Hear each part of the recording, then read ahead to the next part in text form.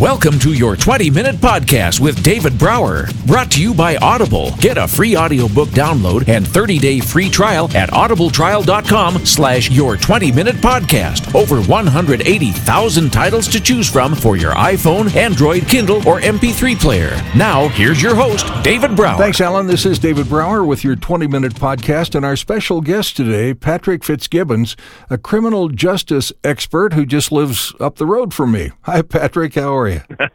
How are you? Thanks for having me on. You bet. It's very rare we get a couple of Coloradans on the same phone call, so this is kind of fun. So you've been around law enforcement, criminal justice roles for over 20 years, a variety of different things, and what are you doing now? What are you using your experience for? Well, I'm currently, David. I'm currently a police officer in Colorado, right up the road. Like you said, but about a year ago, when I was on the street, I'm a big podcast listener, I'm assuming you are too. So I was listening to a podcast one night on graveyards when we weren't busy, and I said, "Hey, I can do that."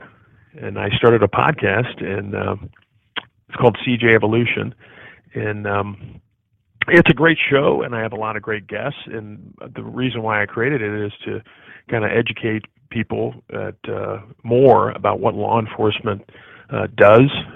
Difficult times we're faced with right now, but I started the show, and I'm having a great time with it. I've been privileged to have best-selling authors on and leaders in law enforcement and other people, so it's a great time. I really enjoy it. Well, good for you. You're obviously got a great voice and good communication style, so I'm sure it's a home run. How long have you been doing the podcast? A little over a year now, and it was interesting because I started it and then kind of got busy with life, like most of us get, and then it kind of got shelved for a little bit, and then I started it back up and just been running full steam ahead, and it's a juggling act with full-time work and a podcast, but I love it. It's a passion of mine, and it's great to talk to people like you and other great people. Well, that's great. And certainly, law enforcement has been in the forefront of a lot of people's minds for a lot of reasons over these last few years, and it doesn't seem like it was that long ago where you just looked up to a police officer, you came by, you shook their hand, they came and spoke at your school, and everything was really good. And then a few years ago, police just started getting bad rap after rap after rap after rap, and some deservingly so, but most by far not, right? Yeah, I was going to say that. I mean, some of it is our own doing. We're under the spotlight, David. We should be. We have a lot of responsibility. The public entrusts us, but some of it, I agree with you, is unfair criticism. Yeah. But there are tough times, but I do think there is still a lot of support out there for law enforcement, and I see it every day. We go out, we talk to people, we make those connections in the community. We're involved in our community as are other departments. I think there's a lot of support out there, and I think sometimes we see the negative that's going on in the media, but I do believe there is a lot of positive out there, and I agree with you. It's not, I don't think, the way it used to be, but I think there is a lot of support out there for law enforcement, and it's incumbent upon law enforcement professionals like me to keep trying to make those connections and bridge those gaps. Absolutely right. And one thing I've noticed a few times on NBC Nightly News, they have a thing at the end of their newscast that's, a very positive news story, serving America, different things like that. And periodically, I want to say I've seen probably two in the last 2 or 3 weeks that have been focused on positive things that police officers have done around the country. And it's very rare that law enforcement gets that kind of spotlight in the media. So I was really thrilled to see that. Yeah, I'm glad to see that too. So when you're on your podcast and you're talking to these experts and people like me who don't know what we don't know about law enforcement really, other than I'm looking in my rearview mirror, oh crap, I'm speeding. What kind of things, what kind of words of wisdom, what do your experts share that lay people like me need to know about, I guess? Well, I mean, I think first and foremost, it's a great question. That we're people. I know that's right. I don't know if people know that, but we are doing a very difficult job, and we are going out there every day, and we're putting it on the line, and we're people, and we make mistakes, and we have bad days, and you just I try to tell people, just keep that in your back of your mind that, we're people too. We have families. We don't go out. What I tell people is no officer goes out there wanting to get into some confrontation with somebody or to use some sort of deadly force. I mean, they don't do that. I tell people, are there bad cops out there, David? Yes, of course, but they are the very, very small minority. And I think we've done a good job in the profession to get rid of those bad officers in our midst. Do we still have some work to do? Yes, but I think sometimes people get this view that all officers out there are just, or a vast majority are just corrupt. And no, that's not the case. The officers I work with, brave men and women, are professionals. They're out there doing a tough job in a tough environment. So I just tell people who, students I teach, that you just got to keep that in the back of your mind. I mean, we make mistakes, but we learn from them, and it's a profession, and I'm proud of it. Good for you, and that's exactly right. I couldn't agree more. The other thing I think, in kind of a strange way, at least in my brain, is that some of the negative stuff, quote unquote, that's happened over the last few years, I think has gotten, and correct me if I'm wrong, but I think has gotten the attention of those higher up, if you will, in law enforcement, and they're starting to pay a little more attention to cleaning house, if you will. Yeah, exactly right. Look, I mean, there's nothing that the professionals in law enforcement hate more than dirty cops. Yeah. And, it starts with recruitment, David. I mean, it starts with recruiting the best and the brightest. And we have a lot of, my department's pretty young, and we got the best and the brightest, and other departments do too. But it starts, with getting the right people and making sure that we're hiring the best. There's a very stringent process that we go through in law enforcement to make sure we're getting the best. And, we do a good job at that. And I think one other point that you made a little bit earlier that we need to spend a minute on, and that is law enforcement is professional. There's no question about it. And there's lots of other job categories, if you will, that are professionals as well. And for those of you who are professionals in your own industry and don't have anything to do with law enforcement to speak of, I think it's prudent for everybody to take a look at their own in-house and say, well, hey, we got some bad apples. Why aren't the police officers entitled to having an issue or two? I mean, 95% of our employees are doing a great job. Why don't we respect law officers and assume that 95 to 98% of them are all doing good work, Yeah, I think it's a good point. I think, one of it is, law enforcement, I mean, they're out there in the public. I mean, we're under a microscope, and we should be. Yeah. And like I said, I mean, I think we're high visibility. We've been in the news, in a variety of instances over the last couple of years we talked about. And I think that's the reason why I think it's easier for people to say, well, look at that cop out there making a mistake. And I think it's just more high visibility. And that's just the nature of the job. And agreed. We need to be held accountable as law enforcement officers, and we need to be under a microscope. And that's just the nature of the job, David. And I think that's probably the reason, in my opinion, why it's just because we're in that that state of visibility all the time. Folks don't sign up for that lightly. No, I mean, they don't. I mean, it truly is a calling. It's something that I knew I wanted to do early on in my life. I mean, I served in the military, and I knew when I got out, I wanted to get into law enforcement, and I followed my passion, and I've had a successful run and a successful career. Well, thanks for your service. Well, thank you. You bet. Your experience, leadership, use of force issues, community policies, emotional wellness.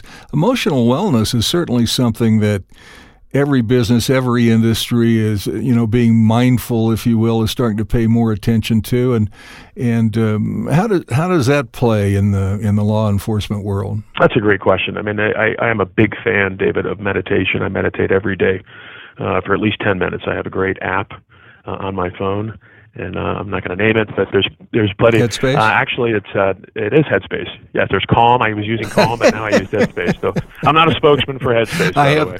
I'm not either. I have that on my phone too. But I love it. And back to your, if you would have asked me, a couple of years ago, we would have been talking about mindfulness or meditation. I would have laughed and said, "Come on, I'm not going to do that." Yeah. But I tell you what, I mean, this is something I wish we would spend a little bit more time with, especially in the academies.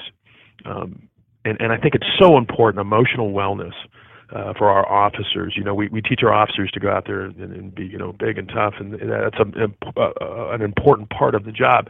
But we need to do a better job with having our officers take care of themselves. If we're not taking care of ourselves, and that includes, mental clarity, emotional wellness, how are we going to be able to take care of other people? And, officers see a lot.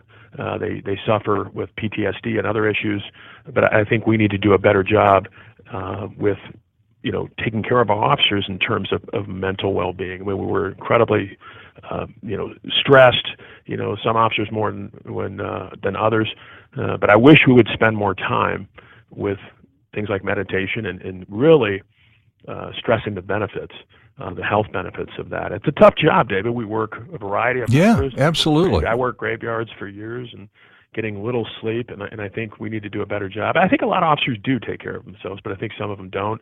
And it starts with emotional wellness. I mean, it really does. Yeah. And I wish, and I think I think it's changing. I mean, I think we're spending a lot more time. I don't know. There's a great author out there, an ex-police officer. His name is Dr. Gil Martin, and he talks about emotional well-being, and he actually goes around and he kind of trains officers and departments on how to take better care of ourselves emotionally. And there's a reason why the military and professional sports teams are doing mindfulness training and meditation, because it is beneficial. It helps me, so I would recommend. Absolutely, yeah. I mean, no matter who you are, where you are in life, if you don't figure out a way to have some kind of balance, man, exactly. It's just a long road. Exactly. And I would think, and I don't want to stereotype it, but I would think that it's probably much harder for law enforcement folks that have been around for a while, because they're quote-unquote old school. This is the way we've always done it, and those changes kind of hard for those people, I would think. Yeah, I mean, I was brought up in that environment, and I'm not saying it was, a wrong environment, but you're exactly right. It's changing that mindset that it's okay to. I mean, I was that guy, just a handful of years ago. Right? I'm not going to do that meditation, but I tell you what, I started it, and it's been great. And I start each day. That's part of my morning routine. I get up early, journal for a little bit, and then meditate, and it really kind of charges me for the day ahead. Well, that's life-changing stuff, man. I mean, we all need to do that. It is. We all need to do that, and exactly. Hats off to you. And the other thing is, by you doing that, you are able to model that for your fellow officers. They watch, they look, they observe. They're going, oh, that's kind of interesting. And the one thing that I wanted to kind of mention about the podcast too, David, is the premise is criminal justice. We talk a lot about criminal justice issues, right. But I like to bring in other guests that talk about, like we were talking about, emotional wellness and leadership, and kind of tie it back into. I just don't have law enforcement guests on all the time. I mean, I have finance people right. come on and talk, and so it all ties back. I don't care what profession you're doing. I mean, it all relates to everything out there. And certainly, I tie it back into law enforcement and how it benefits law enforcement professionals. Yeah, one of my guests on my podcast, in fact, over the holidays, I'm running kind of a best of for about a week, and so one that's going to air tomorrow or Friday, I can't remember. I think it's tomorrow. Her name is Peggy Seelfan, and she's an expert on stress and anxiety, and she is just, oh my God, freaking brilliant, which is why I picked her to run an extra thing. But I'll send you an MP3 of her and see maybe it's somebody that you might want to have on your deal, because she's just, she's down to earth, she's articulate, which I'm obviously not, and she gets it, man. She communicates in such a way that I'm sitting here going, oh, that makes sense to me. Yeah, I mean, I had a scientist, that was on right. a couple of weeks ago that was talking about brain chemistry and how that affects our thinking and choices and things like that. And some people might think, on the first hearing this, some people might be thinking, what does this have to do with law enforcement? It has everything to do with law enforcement, how we think. Yeah, absolutely. Our actions, but it has everything to do. So I try to think outside the box, and I think I'm doing a good job with that, with just a mixture of guests on my show to kind of just have a different take of it, but we can tie it back into law enforcement and criminal justice. That's brilliant, man. No wonder you're having such a good time with it, and it makes it easier to attract good guests. Yeah, it's great. Yeah, I got a great. I can't do it alone. You know that, David. I got a great team behind me. I got my marketing team, and the people who handle my social media. It's so funny. Every once in a while, my wife will tell me, "Yeah, you just tweeted something out." I'm like, "Oh, I did? I didn't even realize that." Because it's my team behind me. My team behind me that's handling my social media. Big shout out to those guys. I couldn't do it alone. Like any successful person. There's a great team behind you. So with all I'm a big fan of looking forward. So what kind of changes do you see you're facing law enforcement in the future? I mean, some of the same old things are going to stick around for a while, but is it the wellness? Is it the emotional mindfulness? Is it more interaction with communities? What do you feel the future holds? Well, I think there's so many different facets to this.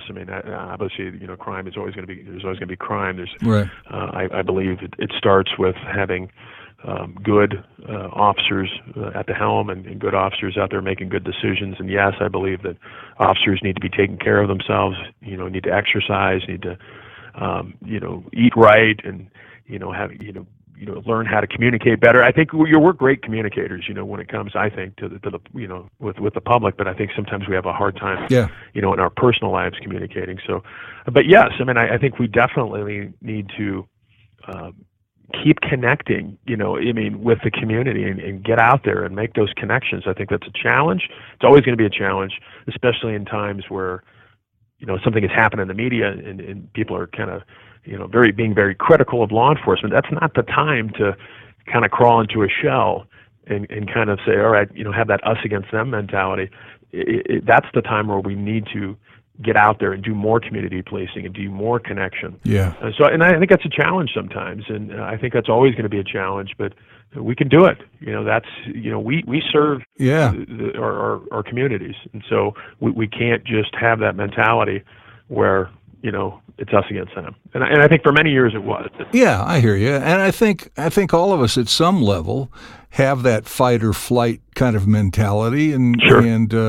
I think that's human nature, but we've got to pay attention to that and not just be knee-jerk reactions to it. But I think I'm very optimistic, for the future, David. I think law enforcement is, we're constantly changing, we're constantly evolving, we're constantly learning.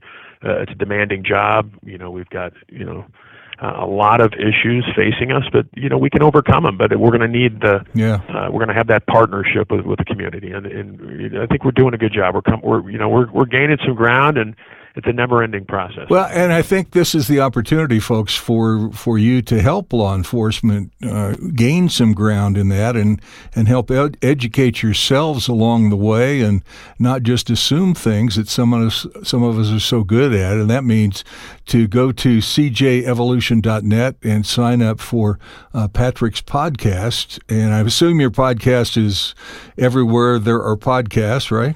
Yeah, it's on Stitcher, it's on Podbeam.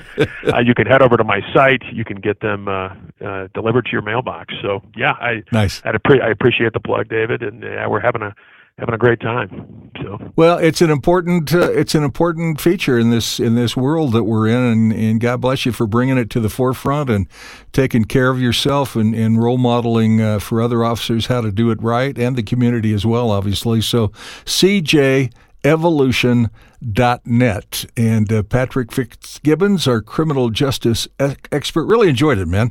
Thanks for what you do. Thanks for your service. Well, thank you, sir, for having me on, and thank you for all the listeners out there, and keep up the good work, David. All right, you too, man. Take care. Your 20-minute podcast with David Brower has been brought to you by Audible. You can listen to any of David's podcasts anywhere podcasts can be found, including iHeartRadio, the Spotify mobile app, and at davidbrowervo.com/your20-minute podcast. Until next time, thanks for listening.